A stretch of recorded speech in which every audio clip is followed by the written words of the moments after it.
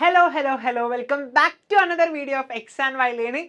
X and Y Learningന്റെ ഇന്നത്തെ ഒരു വീഡിയോയിൽ നിങ്ങൾ പുറകിൽ കാണുന്നത് പോലെ നമ്മൾ CUET എന്നതിനെ കുറിച്ചാണ് എന്ത് ചെയ്യുന്നത് നമ്മൾ ഇന്ന് ചർച്ച ചെയ്യുന്നത്. അപ്പോൾ മുന്നേ പലരും കേട്ടിട്ടുണ്ടാകും CUT എന്നുള്ളത്. ചിലർക്ക് ചിലപ്പോൾ എവിടെയൊക്കെയോ ആയിട്ട് കാണുകയോ കേൾക്കുകയൊക്കെ ചെയ്തിട്ടുണ്ട്. പക്ഷേ എന്താണ് CUT എന്നുള്ള ഒരു കറക്റ്റ് പിക്ചർ അല്ല ഐഡിയ ഇല്ലാത്തവരുണ്ടാകും. അപ്പം അത്തരം ആളുകൾക്ക് വേണ്ടിയിട്ടാണ് ഇന്ന് നമ്മൾ ഈ ഒരു വീഡിയോയുമായിട്ട് വന്നിട്ടുള്ളത്. അപ്പം നമ്മുടെ ചാനൽ ആദ്യമായിട്ടാണ് കാണുന്നവരെന്നുണ്ടെങ്കിൽ സബ്സ്ക്രൈബ് ചെയ്യാൻ മറക്കരുത്. ഈ ഒരു വീഡിയോ നിങ്ങൾക്ക് ഇൻഫോർമേറ്റീവ് ആയിട്ട് തോന്നുകയാണെന്നുണ്ടെങ്കിൽ ലൈക്ക് ചെയ്യുകയും ചെയ്യാം. അപ്പം ഇന്നത്തെ ഈ ഒരു വീഡിയോയിൽ നമ്മൾ CUET അഥവാ ഇതിൻ്റെ പൂർണ്ണ രൂപം എന്ന് പറഞ്ഞാൽ കോമൺ യൂണിവേഴ്സിറ്റി എൻട്രൻസ് ടെസ്റ്റ് എന്നുള്ളതാണ്. കോമൺ യൂണിവേഴ്സിറ്റി എൻട്രൻസ് ടെസ്റ്റ് എന്നുള്ളതാണ് നമ്മുടെ CUETയുടെ ഫുൾ ഫോം എന്ന് പറയുന്നത്. അപ്പോൾ പേരുള്ളത് പോലെ തന്നെ യൂണിവേഴ്സിറ്റിയിലേക്കുള്ള ഒരു എൻട്രൻസ് ടെസ്റ്റിനെ കുറിച്ചാണ് എന്ത് ചെയ്യുന്നത് ഇവിടെ പറയുന്നത്. അപ്പം ഏത് യൂണിവേഴ്സിറ്റിയിലേക്കുള്ളതെന്ന് ചോദിച്ചു കഴിഞ്ഞാൽ ഇന്ത്യയിലെ പ്രധാനപ്പെട്ടിട്ടുള്ള സെൻട്രൽ യൂണിവേഴ്സിറ്റിയിലേക്ക് മാത്രമാണോ? അല്ല, സെൻട്രൽ യൂണിവേഴ്സിറ്റിയിലേക്കും അതുപോലെ തന്നെ സ്റ്റേറ്റ് യൂണിവേഴ്സിറ്റിയിലേക്ക്, പിന്നെ അതുപോലെ തന്നെ പ്രൈവറ്റ് യൂണിവേഴ്സിറ്റീസ് ഉണ്ട് ഇന്ത്യയിൽ. ഭയങ്കര ഫെമിലിയർ ആയിട്ടുള്ള ഭയങ്കര പ്രശസ്തമായിട്ടുള്ള private university, deemed to be യൂണിവേഴ്സിറ്റികളുണ്ട്. ഇത്തരം യൂണിവേഴ്സിറ്റികളിലേക്കുള്ള ഒരു കോമൺ എൻട്രൻസ് എക്സാമിനേഷൻ ആണ് CUET എന്ന് പറയുന്നത്. വളരെ പുതിയ ഏറ്റവും ലേറ്റസ്റ്റ് ആയിട്ട് വന്നിട്ടുള്ള ഒരു എക്സാമിനേഷൻ കൂടിയാണ്. ഏകദേശം 2 വർഷം മുന്നേ ആണ് എന്ത് ചെയ്യുന്നത് NTA national testing agency CUET എന്ന് പറഞ്ഞ പേരിൽ ഇങ്ങനെ ഒരു കോമൺ എൻട്രൻസ് എക്സാമിനേഷൻ എന്ത് ചെയ്യുന്നത് ഇംപ്ലിമെന്റ് ചെയ്യുന്നത്. പക്ഷേ ഇത് ഇംപ്ലിമെന്റ് ചെയ്തോട് കൂടിയിട്ട് ഒരുപാട് ആളുകൾ എഴുതുന്ന ഒരു എക്സാം ആയിട്ട് ഇത് മാറി. കാരണം ഇന്ത്യയിലെ പ്രശസ്തമായിട്ടുള്ള ഒട്ടുമിക്ക സർവകലാശാലകളിലേക്കും അറൗണ്ട് 250+ യൂണിവേഴ്സിറ്റിയിലേക്ക് വ്യത്യസ്തമായിട്ടുള്ള ഇപ്പോൾ ഈ മുകളിൽ പറഞ്ഞ കാറ്റഗറിയിലുള്ള വ്യത്യസ്തമായിട്ടുള്ള യൂണിവേഴ്സിറ്റികളിലേക്കുള്ള ഒരു എൻട്രൻസ് എക്സാമിനേഷൻ ആയിട്ട് എന്ത് ചെയ്തു ഇത് മാറി എന്നുള്ളതാണ്. അപ്പം നീറ്റ് എക്സാമിനേഷൻ കഴിഞ്ഞു കഴിഞ്ഞാൽ ഏറ്റവും കൂടുതൽ ആളുകൾ അറ്റൻഡ് ചെയ്യുന്ന ഒരു എക്സാമിനേഷൻ ആയിട്ട് CUET മാറി എന്നുള്ളതാണ്. അപ്പം CUETക്ക് 2 ടൈപ്പ് ഓഫ് എക്സാമിനേഷൻ ഉണ്ട്. CUETയുടെ കീഴിൽ 2 ടൈപ്പ് ഓഫ് എക്സാമിനേഷൻ നടക്കാറുണ്ട്.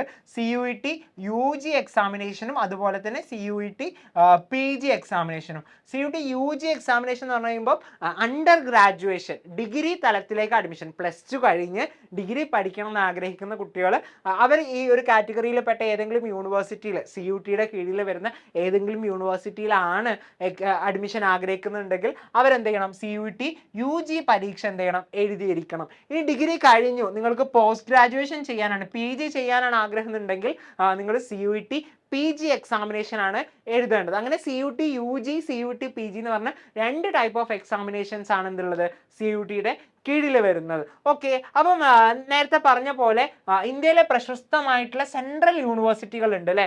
നിങ്ങൾക്കറിയാം സ്റ്റേറ്റ് യൂണിവേഴ്സിറ്റീസ് ഉണ്ട്, സെൻട്രൽ യൂണിവേഴ്സിറ്റീസ് ഉണ്ട്. സ്റ്റേറ്റ് യൂണിവേഴ്സിറ്റീസ് എന്ന് പറയുമ്പോൾ സംസ്ഥാന സർക്കാരാണ് എന്ത് ചെയ്യുന്നത് അതിൻ്റെ കാര്യങ്ങളും മറ്റൊക്കെ നിയന്ത്രിക്കുന്നത്. അതുപോലെ കേന്ദ്ര സർക്കാർ സെൻട്രൽ ഗവൺമെൻറ് നിയന്ത്രിക്കുന്ന സ്ഥാപനങ്ങളാണ് സെൻട്രൽ യൂണിവേഴ്സിറ്റീസ് എന്ന് പറയുന്നത്. അപ്പം എന്തുകൊണ്ടാണ് ഒരു സെൻട്രൽ യൂണിവേഴ്സിറ്റിയിൽ പഠിക്കണം എന്ന് പറയുന്നത്? അതിനുള്ള ബെനിഫിറ്റ്സും കാര്യങ്ങളൊക്കെയാണ് എന്ത് ചെയ്യുന്നത് നമ്മൾ ഈ ഒരു വീഡിയോയിൽ പ്രധാനമായിട്ടും ഡിസ്കസ് ചെയ്യുന്നത്.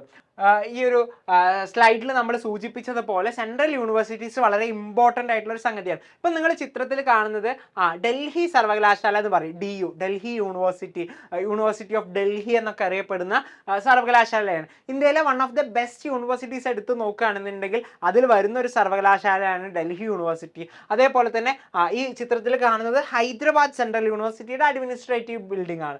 പിന്നെ അതുപോലെ ഇന്ത്യയിലെ തന്നെ പ്രശസ്തമായിട്ടുള്ള നിങ്ങൾ പലരും കേട്ട് പരിചയമുള്ള ഇന്ത്യയിലെ ഏറ്റവും ബെസ്റ്റ് സോഷ്യൽ സയൻസ് ഒക്കെ പഠിക്കാൻ ഏറ്റവും ബെസ്റ്റ് ആയിട്ടുള്ള യൂണിവേഴ്സിറ്റിയാണ് ജവഹർലാൽ നെഹ്റു യൂണിവേഴ്സിറ്റി അഥവാ JNU എന്നുള്ള പേരിൽ അറിയപ്പെടുന്ന യൂണിവേഴ്സിറ്റി. പിന്നെ അതുപോലെ തന്നെ ഇത് പോണ്ടിച്ചേരി യൂണിവേഴ്സിറ്റിയാണ്. ഇതും മറ്റൊരു കേന്ദ്ര സർവകലാശാലയാണ്. അങ്ങനെ ഇത് കുറച്ച് ഇമേജസ് മാത്രമേ സാർ കൊടുത്തിട്ടുള്ളൂ. ഇങ്ങനെ ഏകദേശം 250+ യൂണിവേഴ്സിറ്റിയിലേക്കൊക്കെയുള്ള എൻട്രൻസ് എക്സാമിനേഷൻസ് നമ്മുടെ CUET ത്രൂ ആണ് എന്ത് ചെയ്യുന്നത് നടക്കുന്നത്. അപ്പം എന്തുകൊണ്ടാണ് ഇത്തരം സ്ഥാപനങ്ങളിൽ പഠിക്കണം എന്ന് പറയുന്നത്? അപ്പം നിങ്ങൾ എന്തെങ്കിലും പ്യുവർ സയൻസ് പഠിക്കാൻ ഇന്ത്യയിലെ ഏറ്റവും ബെസ്റ്റ് ഐസറുകളാണ് അല്ലേ. ഐസറുകൾ കഴിഞ്ഞ് കഴിഞ്ഞാൽ പിന്നെ സെൻട്രൽ യൂണിവേഴ്സിറ്റീസ് ആണ് നല്ല ഓപ്ഷൻസ്. ഫിസിക്സ് ഒക്കെ പഠിക്കുകയാണെങ്കിൽ ഡൽഹി യൂണിവേഴ്സിറ്റി. ഇനി അതുപോലെ മാത്തമെറ്റിക്സ് ആണ് നിങ്ങൾക്ക് പഠിക്കാൻ ആഗ്രഹിക്കുന്നുണ്ടെങ്കിൽ ഇന്ത്യയിലെ ബെസ്റ്റ് മാത്തമെറ്റിക്സ് ഡിപ്പാർട്ട്മെൻറ്റ് പ്രൊവൈഡ് ചെയ്യുന്ന ഈ യൂണിവേഴ്സിറ്റി എന്ന് പറഞ്ഞാൽ AMU ആണ്. അതുപോലെ ഒരുപാട് കോഴ്സിന് സ്പെഷ്യലി ആയിട്ടുള്ള വളരെ വ്യത്യസ്തമായിട്ടുള്ള ഒരുപാട് വൈവിധ്യമായിട്ടുള്ള കോഴ്സുകളുള്ള നല്ല സിലബസുകളുള്ള അതോടൊപ്പം തന്നെ നല്ല ഫാക്കൽറ്റീസ് മികച്ച അധ്യാപകർ കൂടിയുള്ള ഒരു യൂണിവേഴ്സിറ്റീസ് ആണ് സെൻട്രൽ യൂണിവേഴ്സിറ്റീസ് എന്ന് പറയുന്നത്. അപ്പം അവിടുത്തെ മറ്റൊരു പ്രത്യേകത എന്ന് പറയുമ്പോൾ നമ്മൾ സ്റ്റേറ്റ് യൂണിവേഴ്സിറ്റിയിൽ പഠിക്കുകയാണെന്നുണ്ടെങ്കിൽ നമ്മുടെ കൂടെ ആരാണ് പഠിക്കാനുണ്ടാവുക? അല്ലേ, നമ്മുടെ തൊട്ട് ജില്ലക്കാരായിട്ടുള്ള അധികം ആളുകളും നമ്മുടെ ജില്ലയിൽ തന്നെയുള്ള ആളുകളായിരിക്കും. ഇനി അഥവാ കുറച്ചും കൂടി റെപ്യൂട്ടഡ് ആയിട്ടുള്ള ഒരു സ്ഥാപനമാണെന്നുണ്ടെങ്കിൽ തൊട്ടടുത്തുള്ള ജില്ലകളിലെ പ്രദേശങ്ങളിലുള്ള ആളുകളൊക്കെ എന്ത് ചെയ്യും, വരും എന്നുള്ളതാണ്. എന്നാലും മാക്സിമം ഒരു മലയാളി കമ്മ്യൂണിറ്റി ആയിരിക്കും എന്ത് ചെയ്യുക നമ്മുടെ ക്ലാസ് റൂമുകളിൽ ഉണ്ടാവുക. എന്നാൽ അങ്ങനെയല്ല, CUET എഴുതി നമ്മളൊരു സെൻട്രൽ യൂണിവേഴ്സിറ്റിയിൽ അഡ്മിഷൻ എടുത്തു കഴിഞ്ഞാൽ നമ്മുടെ ക്ലാസ്സിൽ വളരെ വ്യത്യസ്തമായിട്ടുള്ള ഡിഫറെൻ്റ് ആയിട്ടുള്ള സ്റ്റേറ്റ്സിൽ നിന്ന് വരുന്ന ഒരുപാട് ആളുകൾ എന്ത് ചെയ്യും നമ്മുടെ ക്ലാസ് റൂമിൽ ഉണ്ടാവും എന്നുള്ളതാണ്. ഇപ്പോൾ ഷെദീദ് സാറ് ഗ്രാജുവേഷൻ കഴിഞ്ഞത് ഡൽഹി യൂണിവേഴ്സിറ്റിയിൽ നിന്നായിരുന്നു. അപ്പം സാറിൻ്റെ ക്ലാസ്സിൽ അരുണാചൽ പ്രദേശിൽ നിന്നുള്ളവരുണ്ടായിരുന്നു, മണിപ്പൂരിൽ നിന്നുള്ളവരുണ്ടായിരുന്നു, അതുപോലെ തന്നെ ബീഹാറിൽ നിന്നുള്ളവരുണ്ടായിരുന്നു, ഡൽഹിയിൽ നിന്നുള്ള സ്റ്റുഡൻസ്, ഉത്തർപ്രദേശിൽ നിന്നുള്ളവർ, നാഗാലാൻഡിൽ നിന്നുള്ളവർ, അതോടൊപ്പം ഫോറിൻ ആയിട്ടുള്ള 3 സ്റ്റുഡൻസും സാറിൻ്റെ കൂടെ പഠിച്ചിട്ടുണ്ടായിരുന്നു.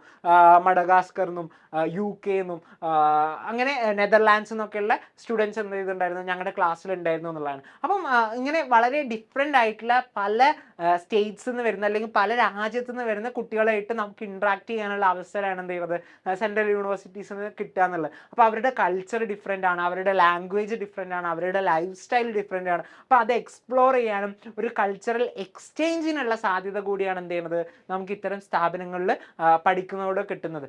നേരത്തെ പറഞ്ഞ പോലെ തന്നെ അക്കാഡമിക് വൈസ് വളരെ വൈബ്രൻ്റ് ആയിട്ടുള്ള നല്ല സിലബസും നല്ല ഫാക്കൽറ്റീസും കൂടി കിട്ടും എന്നുള്ളതാണ് മറ്റൊരു പ്രത്യേകത. ചിലപ്പോൾ നമ്മുടെ പുസ്തകങ്ങളൊക്കെ എഴുതിയ നമ്മുടെ സിലബസിൽ പറയുന്ന ആളുകളായിരിക്കും എന്ത് ചെയ്യുന്നത് നമുക്ക് ക്ലാസ് എടുക്കാൻ വേണ്ടിയിട്ട് വരിക എന്നുള്ളത്. കാരണം അത്രയും എക്സ്പെർട്ടൈസ് ആയിട്ടുള്ള ആളുകളായിരിക്കും ഓരോ സബ്ജക്റ്റിലും നമുക്ക് പഠിപ്പിക്കാൻ വേണ്ടിയിട്ട് ഉണ്ടാവുക എന്നുള്ളതാണ്. പിന്നെ മറ്റൊരു പ്രത്യേകത ഇപ്പോൾ സാർ ഈ ചിത്രത്തിൽ കൊടുത്തിട്ടുള്ളത് ചില സെൻട്രൽ യൂണിവേഴ്സിറ്റിയിലെ 3 സെൻട്രൽ യൂണിവേഴ്സിറ്റിയിലെ ലൈബ്രറിയുടെ ചിത്രമാണ്. ഇത് ഫസ്റ്റ് കാണുന്നത് അലിഗഡ് മുസ്ലിം യൂണിവേഴ്സിറ്റിയിലെ ലൈബ്രറിയുടെ ചിത്രമാണ്. ഈ ഒരു കാണുന്നത് JNU ജവഹർലാൽ നെഹ്റു യൂണിവേഴ്സിറ്റിയിലെ ലൈബ്രറിയുടെ ചിത്രമാണ്. താഴെ കാണുന്നത് ജാമിയ മിലിയ ഇസ്ലാമിയയിലെ സാക്കിർ ഹുസൈൻ ലൈബ്രറിയാണ് കൊടുത്തിട്ടുള്ളത്. അപ്പം ലൈബ്രറീസ് ഒക്കെ നോക്കിക്കഴിഞ്ഞാൽ നമ്മുടെ നാട്ടിലൊക്കെ ഉള്ള കോളേജിൻ്റെ അത്രയും വലിയ ലൈബ്രറി ബിൽഡിംഗ് മാത്രം അത്രയും വലുതുണ്ട് എന്നുള്ളതാണ്. ഇപ്പോൾ ഏകദേശം 9 സ്റ്റോറീസ് വരുന്നുണ്ട് JNUവിലെ ലൈബ്രറി. ഈ കാണുന്നത് കംപ്ലീറ്റ്ലി ബുക്സും കാര്യങ്ങളും, അതിൻ്റെ താഴെ ഭാഗത്തായിട്ട് റീഡിംഗ് റൂംസും കാര്യങ്ങളൊക്കെ ഉള്ള നമുക്ക് 24 hours 24 മണിക്കൂറും യൂസ് ചെയ്യാൻ പറ്റുന്ന രൂപത്തിൽ എപ്പോഴും കയറി ചെല്ലാൻ പറ്റുന്ന രൂപത്തിലാണ് എന്തുള്ളത് ലൈബ്രറി ഫെസിലിറ്റീസ് JNUവിലൊക്കെ ഉള്ളത്. അതുപോലെ തന്നെ ബാക്കി യൂണിവേഴ്സിറ്റീസിലും ഒരുവിധം സെൻട്രൽ യൂണിവേഴ്സിറ്റീസിലൊക്കെ 24 hours അല്ലെങ്കിൽ 18 hours ഒക്കെ വർക്ക് ചെയ്യുന്ന നമുക്ക് രാത്രിയോ പകലോ വ്യത്യാസമില്ലാതെ പോയിരുന്ന് പഠിക്കാൻ പറ്റുന്ന ലൈബ്രറിയും ഫെസിലിറ്റീസും കാര്യങ്ങളൊക്കെ അവിടെ നമുക്ക് കിട്ടും എന്നുള്ളതാണ്. അങ്ങനെ ഒരുപാട് പ്രത്യേകതകളുണ്ട് ഓരോ സെൻട്രൽ യൂണിവേഴ്സിറ്റിയിലേക്കും. അവിടേക്കുള്ള പ്രവേശന പരീക്ഷയാണെന്ത് CUET UG എന്ന് പറയുന്നത്. അവർക്ക് ഗ്രാജുവേഷന് കിട്ടാൻ വേണ്ടിയിട്ട് അഡ്മിഷൻ ഡിഗ്രി +2 കഴിഞ്ഞ് ഡിഗ്രിയിലേക്കാണ് അവർക്ക് അഡ്മിഷൻ കിട്ടണമെന്നുണ്ടെങ്കിൽ CUET UG പരീക്ഷയും PGയിലേക്ക് പോസ്റ്റ് ഗ്രാജുവേഷന് പഠിക്കാൻ വേണ്ടി മാസ്റ്റേഴ്സ് ചെയ്യാനാണെന്നുണ്ടെങ്കിൽ CUET PG എക്സാമിനേഷനാണ് എന്ത് ചെയ്യേണ്ടത് നമ്മൾ എഴുതേണ്ടതെന്നുള്ളതാണ്. അപ്പം അതുപോലെ തന്നെ ഈ ഒരു വർഷം വന്നിട്ടുള്ള 2024 CUETയിൽ വന്നിട്ടുള്ള ഒരു പ്രധാനപ്പെട്ട ചേഞ്ചാണ് ഇന്ത്യയിലെ one of the best social science പഠിക്കാൻ ഏറ്റവും നല്ല സ്ഥാപനങ്ങളിൽ ഒന്നായിട്ടുള്ള 100% പ്ലേസ്മെൻറ്റ് ഷുവറൊക്കെ നൽകുന്ന സ്ഥാപനങ്ങളിൽ ഒന്നായിട്ടുള്ള TISS Tata institute of social science മുംബൈയിലാണ് അതിൻ്റെ മെയിൻ ക്യാമ്പസ് വരുന്നത്. പിന്നെ തുൽജാപൂരിലും ഹൈദരാബാദിലും ഒക്കെ അതിന് ഓഫ് ക്യാമ്പസുകളുണ്ട്. അപ്പോൾ ടിസ്സും ലാസ്റ്റ് ഇയർ വരേക്കും അവരുടെ സെപ്പറേറ്റ് എൻട്രൻസ് എക്സാമിനേഷൻസ് ആയിരുന്നു നടത്തിക്കൊണ്ടിരുന്നത്. പക്ഷേ ഈ വർഷം മുതൽ അതും CUETയുടെ കീഴിൽ കോമൺ യൂണിവേഴ്സിറ്റി എൻട്രൻസ് ടെസ്റ്റിൻ്റെ കീഴിലാണ് ടിസ്റ്റിലേക്കുള്ള അഡ്മിഷൻസും നടക്കുന്നത്. അപ്പോൾ +2 കഴിഞ്ഞ കുട്ടികളൊക്കെ ഉണ്ടെന്നുണ്ടെങ്കിൽ സോഷ്യൽ സയൻസ് ഒക്കെ വേണേൽ പഠിക്കാൻ ആഗ്രഹിക്കുന്നുണ്ടെങ്കിൽ നിങ്ങൾക്കുള്ള ഏറ്റവും മികച്ച ഓപ്ഷൻ ബെസ്റ്റ് ഓപ്ഷനാണ് Tata institute of social science എന്ന് പറയുന്നത്. അവിടെ വളരെ വ്യത്യസ്തമായിട്ടുള്ള ഒരുപാട് കോഴ്സും കാര്യങ്ങളൊക്കെ പ്രൊവൈഡ് ചെയ്യുന്നുണ്ട്. അപ്പോൾ അവിടേക്കും അഡ്മിഷൻ ഈ വർഷം മുതൽ CUET എന്നുള്ളതാണ്. അപ്പം നമ്മൾ ഈ കാര്യങ്ങളൊക്കെ ഡിസ്കസ് ചെയ്യുമ്പോൾ ചില റിയാലിറ്റീസിനെ കുറിച്ച് നമ്മൾ എന്ത് ചെയ്യേണ്ടതുണ്ട് ചർച്ച ചെയ്യേണ്ടതുണ്ട്. അപ്പം ഈ ഒരു ബാക്കിൽ കാണുന്ന ഈ ഒരു ഫിഗർ എന്ന് പറഞ്ഞു കഴിഞ്ഞാൽ ഒരു പത്ര കട്ടിംഗ് ആണ് കൊടുത്തിട്ടുള്ളത്. അപ്പോൾ ആ പത്ര കട്ടിങ്ങിൽ ടൈറ്റിൽ തന്നെ നിങ്ങൾക്ക് നോക്കി കാണാൻ കഴിയും, ഡൽഹി കോളേജുകളിൽ കേരള സിലബസുകാർ 4-1 കുറഞ്ഞു എന്നുള്ളത്. അപ്പം ഇന്ത്യയിലെ സെൻട്രൽ യൂണിവേഴ്സിറ്റികളിൽ എസ്പെഷ്യലി മലയാളികൾ കൂടുതൽ എത്താറുണ്ടായിരുന്ന യൂണിവേഴ്സിറ്റികളിൽ ഉണ്ടായിരുന്ന യൂണിവേഴ്സിറ്റികളാണ്. നിങ്ങൾക്കറിയാം ഡൽഹി എന്ന് പറഞ്ഞു കഴിഞ്ഞാൽ ഇന്ത്യയുടെ തലസ്ഥാനമാണല്ലോ, ക്യാപിറ്റലാണ്. അപ്പോൾ അവിടെ അതിൻ്റേതായിട്ടുള്ള ഒരുപാട് ഫീച്ചേഴ്സും കാര്യങ്ങളും ഉണ്ട്. ക്യാപിറ്റൽ ആയതുകൊണ്ട് തന്നെ അതിനനുസരിച്ചുള്ള അക്കാഡമിക് കോൺഫറൻസുകൾ, കാര്യങ്ങൾ, പ്രോഗ്രാംസ്, ഒരുപാട് ഫേമസ് പേഴ്സണാലിറ്റീസിനെ കുറിച്ചും എമിനൻ്റ് ആയിട്ടുള്ള ആളുകളെ കുറിച്ചും ഇൻട്രാക്ട് ചെയ്യാൻ പറ്റിയ അവസരങ്ങളുള്ള നല്ല വൈബ്രൻ്റ് ആയിട്ടുള്ള ഒരു സ്ഥലമാണ് ഡൽഹി. അപ്പം ഒട്ടുമിക്ക മലയാളികളും പലപ്പോഴും ചൂസ് ചെയ്യാറുള്ള ഒരു സെൻട്രൽ യൂണിവേഴ്സിറ്റീസ് ഒക്കെ ഡൽഹിയിലുള്ള JNU, ജാമിയ, ഡൽഹി യൂണിവേഴ്സിറ്റി, അവിടെ ഉണ്ടായിരുന്ന സ്റ്റേറ്റ് യൂണിവേഴ്സിറ്റിയുള്ള അംബേദ്കർ യൂണിവേഴ്സിറ്റി പോലുള്ളതൊക്കെയാണ് പലരും ചൂസ് ചെയ്യാറുള്ളത്. അപ്പം ഈ ഒരു CUT എൻട്രൻസ് എക്സാമിനേഷൻ വരുന്നത് മുമ്പ് വരേക്കും ഏകദേശം 2000+ കുട്ടികൾ മലയാളികളായിട്ടുള്ള ആളുകൾ എന്ത് ചെയ്യാറുണ്ടായിരുന്നു, ഡൽഹി യൂണിവേഴ്സിറ്റിയിൽ അഡ്മിഷൻ എടുക്കാറുണ്ടായിരുന്നു. എന്നാൽ CUT ഇംപ്ലിമെൻറ്റ് ചെയ്തതിന് ശേഷം 2021-22 ബാച്ചിലെ സ്റ്റുഡൻസിനാണ് എന്ത് ചെയ്തിട്ടുണ്ടായിരുന്നത്, ആ ഒരു വർഷമായിരുന്നു, ആ ഒരു അക്കാദമിക് ഇയറിലായിരുന്നു CUT ഇംപ്ലിമെൻറ്റ് ചെയ്തത്. അപ്പോൾ അതിന് തൊട്ട് മുന്നേ 2021-22 സ്റ്റുഡൻസിന് ശേഷം 2022-23 സ്റ്റുഡൻസിനാണ് എന്ത് ചെയ്തത്, CUT ഇംപ്ലിമെൻറ്റ് ചെയ്തിട്ടുണ്ടായിരുന്നത്. അപ്പോൾ ആ ഒരു ഇംപ്ലിമെൻറ്റേഷന് ശേഷം എന്ത് ചെയ്തു,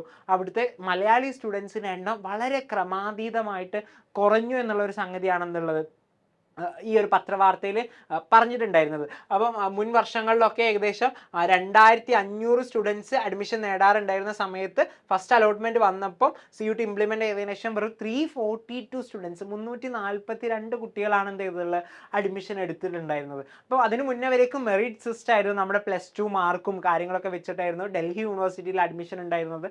അത് മാറിയിട്ട് പിന്നീട് എൻട്രൻസ് കൊണ്ടുവന്നപ്പോൾ എന്ത് ചെയ്തു, സാധാരണ ഉണ്ടായിരുന്ന ആളുകളിൽ നിന്ന് പകുതിയിലും താഴെയായിട്ട് എന്ത് ചെയ്തു, ആളുകളുടെ എണ്ണം, സ്റ്റുഡൻസിൻ്റെ എണ്ണം കുറഞ്ഞു എന്നുള്ളതാണ്. അപ്പം എന്താണ് അതിന് പിന്നിലുള്ള റീസൺ എന്ന് നിങ്ങൾ നോക്കിക്കഴിഞ്ഞാൽ കാണാം, നിങ്ങൾക്ക് ശരിക്ക് അനലൈസ് ചെയ്ത് കഴിഞ്ഞാൽ നിങ്ങൾക്ക് മനസ്സിലാക്കാൻ പറ്റും. നമ്മുടെ MCQ ടൈപ്പ്, ഒബ്ജക്റ്റീവ് ടൈപ്പ് എക്സാമിനോടുള്ള അപ്രോച്ച് നമുക്ക് പഠനത്തിൻ്റെ വഴിയിൽ കറക്റ്റായിട്ട് കിട്ടുന്നില്ല എന്നുള്ളതാണ്. +2 വരെ ഇത് കേരള സിലബസിൽ പഠിച്ച സ്റ്റുഡൻസിൻ്റെ കണക്കുകളാണ് ഇവിടെ കൊടുത്തിട്ടുള്ളത്. എന്നാൽ ആ വർഷം എന്ത് ചെയ്തു, CBSEയിലുള്ള central board of secondary education CBSE examination through വന്നിട്ടുള്ള കുട്ടികളാണ് എന്ത് ചെയ്തിട്ടുള്ളത്, കൂടുതൽ സീറ്റ്സും വാങ്ങിയിട്ടുള്ളത്. അതും കേരളത്തിൽ നിന്നല്ലാത്ത കുട്ടികളാണ് എന്ത് ചെയ്തിട്ടുള്ളത്, കൂടുതലും വാങ്ങിയിട്ടുള്ളത് എന്നുള്ളതാണ്. അപ്പോൾ നമ്മുടെ നാട്ടിലെന്ന് പറഞ്ഞു കഴിഞ്ഞാൽ നമുക്ക് കുറച്ചും കൂടി ഡിസ്ക്രിപ്റ്റീവ് ടൈപ്പ് അല്ലെങ്കിൽ സബ്ജക്റ്റീവ് ടൈപ്പ് എക്സാമിനേഷനുള്ള ഒരു ട്രെയിനിങ് കാര്യങ്ങളാണ് നമ്മുടെ സ്കൂളുകളിൽ നിന്ന് കിട്ടുക. കാരണം നമ്മുടെ എക്സാമിനേഷൻ പാറ്റേണും കാര്യങ്ങളൊക്കെ ആ രൂപത്തിലാണ് വരുന്നത്. മറിച്ച് നമുക്ക് മറ്റ് സംസ്ഥാനങ്ങളിലൊക്കെ പോയി കഴിഞ്ഞാൽ, ഇപ്പം സാറ് അലിഗഡ് മുസ്ലിം യൂണിവേഴ്സിറ്റിയിലാണ് കറൻ്റ്ലി പഠിച്ചുകൊണ്ടിരിക്കുന്നത്. അപ്പം ഞാൻ അവിടെ കണ്ടിട്ടുള്ള ഒരു വലിയൊരു കൾച്ചർ എന്ന് പറഞ്ഞു കഴിഞ്ഞാൽ, അവിടെ ഏകദേശം അവിടുത്തെ AMUവിൻ്റെ സ്കൂൾസിലേക്ക് 6th സ്റ്റാൻഡേർഡിന് എന്തുണ്ട്, അവിടെ എൻട്രൻസ് എക്സാമിനേഷൻ ത്രൂ ആണ് അവിടുത്തെ സ്കൂളുകളിലേക്കുള്ള അഡ്മിഷൻസ് നടക്കുന്നത്, AMUയുടെ സ്കൂളിലേക്ക്. അപ്പം നിങ്ങളൊന്ന് ആലോചിച്ച് നോക്കണം, അവിടുത്തെ കുട്ടികൾ ഏകദേശം 6th സ്റ്റാൻഡേർഡ് മുതൽ വിവിധങ്ങളായിട്ടുള്ള എൻട്രൻസ് എക്സാമിനേഷൻസ് എഴുതിയിട്ട് അതിൻ്റെ പ്രാക്ടീസിലൂടെയാണ് എന്ത് ചെയ്യണത്, അവർ അഡ്മിഷൻസും കാര്യങ്ങളും നേടിയിട്ടാണ് പിന്നീട് എന്ത് ചെയ്യണത്, അവർ ഇത്തരത്തിൽ +2 കഴിയുമ്പോഴേക്കിന് ഇങ്ങനത്തെ എക്സാമിനേഷൻസ് ഒക്കെ എഴുതുന്നവരായിട്ട് മാറുന്നത്. അപ്പം പല സ്റ്റേറ്റിലും ഇതുപോലെ തന്നെ ചെറിയ ക്ലാസ്സുകളിൽ തൊട്ട് തന്നെ എന്ത് ചെയ്യുന്നു, ഇത്തരം എക്സാംസിനെ കുറിച്ച് അവെയർ ആവുന്നു. അവർ പലതരത്തിലുള്ള കോമ്പറ്റേറ്റീവ് എക്സാംസ് എഴുതി ട്രെയിൻഡായി ഒബ്ജക്റ്റീവ് എക്സാമിനോടുള്ള എങ്ങനെ ആയിരിക്കണം അപ്രോച്ച് എന്നുള്ളത് കറക്റ്റായിട്ട് മനസ്സിലാക്കിയിട്ടാണ് എന്ത് ചെയ്യുന്നത്, പലരും ഈ എക്സാമിനേഷൻസ് എഴുതാൻ വരുന്നത്. പക്ഷേ നമ്മുടെ നാട്ടിലുള്ള അവസ്ഥ, കേരളത്തിലുള്ള ഒരു അവസ്ഥ എന്ന് പറഞ്ഞു കഴിഞ്ഞാൽ, 12th കഴിഞ്ഞതിന് ശേഷമായിരിക്കും, അല്ലെങ്കിൽ 12th പഠിക്കുന്ന ആ ഒരു സമയത്ത്, ആ ഒരു 12th കഴിഞ്ഞ ടൈമിലായിരിക്കും നമ്മൾ പലപ്പോഴും ചിലപ്പോൾ നമ്മുടെ ലൈഫിൽ ആദ്യത്തെ ഒരു എൻട്രൻസ് എക്സാമിനേഷൻസ് എഴുതുന്നുണ്ടാവും. മുന്നേ നമുക്ക് അതിനുള്ള പരിചയമോ അല്ലെങ്കിൽ അത്തരത്തിന് ഉള്ള എക്സാംസിനെ കുറിച്ചുള്ള അവെയർനെസ്സോ അല്ലെങ്കിൽ അതിനുള്ള ട്രെയിനിങ്ങോ കോച്ചിങ്ങോ നമുക്ക് കിട്ടുന്നില്ല എന്നുള്ളതാണ് മെയിൻ റീസൺ. അപ്പം അങ്ങനെ 12th കഴിഞ്ഞ് നേരെ പോയി വെറുതെ എഴുതാൻ കിട്ടുന്ന ഒരു എക്സാമിനേഷൻസ് അല്ല ഈ പറയുന്ന എക്സാമിനേഷൻസ് ഒന്നും. മറിച്ച് അതിന് കൃത്യമായിട്ടുള്ളൊരു സ്റ്റഡി പ്ലാൻ വേണം, സ്ട്രാറ്റജി വേണം. നമ്മൾ ചെറുപ്പത്തിൽ തന്നെ ബിൽഡ് ചെയ്ത് കൊണ്ടുവരേണ്ട ഒരുപാട് ക്വാളിറ്റീസ് ഒക്കെ വെച്ചിട്ടാണ് എന്ത് ചെയ്യേണ്ടത്, അവിടെ നമ്മൾ എന്ത് ചെയ്യേണ്ടത്, മാറ്റിവെക്കേണ്ടത്. അപ്പം അതിൻ്റെ ഒരു അഭാവമാണ് ശരിക്കും എന്ത് ചെയ്തത്, CUT ഇംപ്ലിമെൻ്റ് ചെയ്തതോട് കൂടിയിട്ട് മലയാളികളായിട്ടുള്ള ആളുകളുടെ എണ്ണം സെൻട്രൽ യൂണിവേഴ്സിറ്റീസിലൊക്കെ കുറയാനുണ്ടായിട്ടുള്ളൊരു കാരണം എന്ന് പറഞ്ഞു കഴിഞ്ഞാൽ. അപ്പം അത് പരിഹരിക്കണം എന്നുണ്ടെങ്കിൽ വളരെ കൃത്യമായിട്ട് നമ്മുടെ പഠനത്തിൻ്റെ വിവിധ ഘട്ടങ്ങളിൽ എന്ത് ചെയ്യേണ്ടതുണ്ട്, ആ ഒരു ഒബ്ജക്റ്റീവ് എക്സാമിനേഷനെ കുറിച്ച്, കോമ്പറ്റേറ്റീവ് എക്സാമിലേക്കുള്ള ഒരു അറ്റ്മോസ്ഫിയർ കിട്ടുന്ന രൂപത്തിലേക്ക് നമ്മുടെ പഠനവും കാര്യങ്ങളൊക്കെ നമ്മൾ ക്രമീകരിക്കേണ്ടതുണ്ട്. അതാണ് എക്സ് ആൻഡ് വൈ ലേണിംഗ് യഥാർത്ഥത്തിൽ എക്സ് ആൻഡ് വൈ ലേണിങ്ങിൻ്റെ സ്റ്റുഡൻസിന് പ്രൊവൈഡ് ചെയ്തുകൊണ്ടിരിക്കുന്നത്. നിങ്ങളുടെ ചെറിയ ക്ലാസ്സുകൾ തൊട്ടന്നെ ഇത്തരം എക്സാമിനേഷന് വേണ്ടിയിട്ട് നിങ്ങളെ പ്രാപ്തരാക്കുക എന്നുള്ളൊരു കാര്യമാണ്. അപ്പം അതിനനുസരിച്ച് ഡെവലപ്പ് ചെയ്ത് കൊണ്ടുവന്നു കഴിഞ്ഞാൽ എന്ത് ചെയ്യും, നിങ്ങൾക്ക് 12th കഴിയുമ്പോൾ ഇന്ത്യയിലെ പ്രീമിയം സ്ഥാപനങ്ങളിലൊക്കെ എന്ത് ചെയ്യാൻ പറ്റും, എൻട്രൻസ് എഴുതിയിട്ട് കൂളായിട്ട് നിങ്ങൾക്ക് എന്ത് ചെയ്യാൻ പറ്റും, അഡ്മിഷൻസ് വാങ്ങാൻ പറ്റും. അപ്പം ഇത്തരം കാര്യങ്ങളെക്കുറിച്ച് നമ്മൾ 12th എത്തുമ്പോഴോ 11th എത്തുമ്പോഴോ അല്ല എന്ത് ചെയ്യേണ്ടത്, നമ്മൾ ചിന്തിച്ച് തുടങ്ങേണ്ടത്. അതിന് മുന്നേ എന്ത് ചെയ്യണം, നമ്മൾ ചിന്തിച്ച് തുടങ്ങേണ്ടതുണ്ട് എന്നുള്ളൊരു കാര്യമാണ് നിങ്ങളോട് സൂചിപ്പിക്കാനുള്ളത്. അപ്പം സെൻട്രൽ യൂണിവേഴ്സിറ്റീസ് പഠനം ആഗ്രഹിക്കുന്നവർ CUT കുറിച്ചുള്ള കാര്യങ്ങളാണ് ഇന്നത്തെ ഒരു വീഡിയോയിൽ നമ്മൾ ഡിസ്കസ് ചെയ്തത്. അപ്പം നിങ്ങൾക്ക് വീഡിയോ ഇൻഫോർമേറ്റീവ് ആയിട്ടുണ്ടാവും എന്ന് പ്രതീക്ഷിക്കുകയാണ്. അപ്പം അടുത്തൊരു വീഡിയോയിൽ കൂടുതൽ ഇൻഫോർമേറ്റീവ് ആയിട്ടുള്ള മറ്റു വിശേഷങ്ങളുമായിട്ട് നമുക്ക് വീണ്ടും കണ്ടുമുട്ടാം. Okay, by.